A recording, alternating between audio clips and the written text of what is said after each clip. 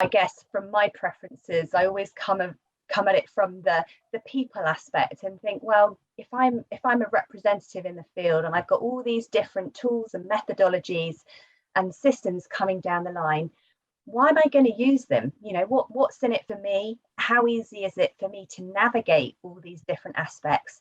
And how's it going to make my job easier and more effective? So I tend to come back to thinking about our internal end users actually, and thinking, you know, have we done a good enough job of giving them the vision of the future? Have we done a good enough job of explaining where we see their role going and improving and getting more exciting in the future? Because you're right, I think without that, there's a lot of fear, and we can be nervous that we're going to be replaced by technology, we're going to be replaced by systems.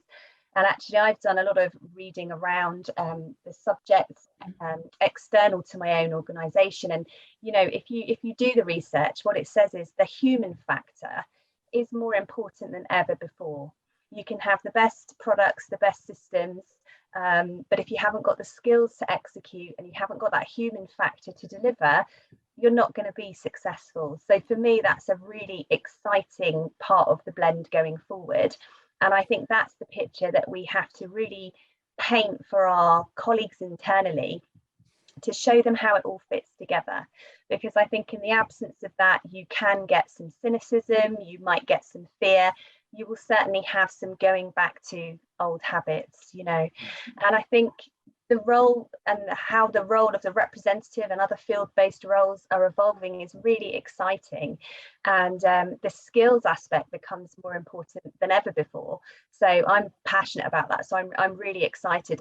You know, I'd be honest, maybe a couple of years ago in the world of training, I was also a bit cynical of, oh, it's all going to go online, it's all going to be virtual, they're not going to need people in training anymore. Again, what we see is, yes, there are changes to how we do things, but actually the skills and the connections and those relationships are fundamentally important going forward. And so what we've really got to do is do that piece of work on helping our colleagues see what's in it for them, giving them the new tools to help them get there.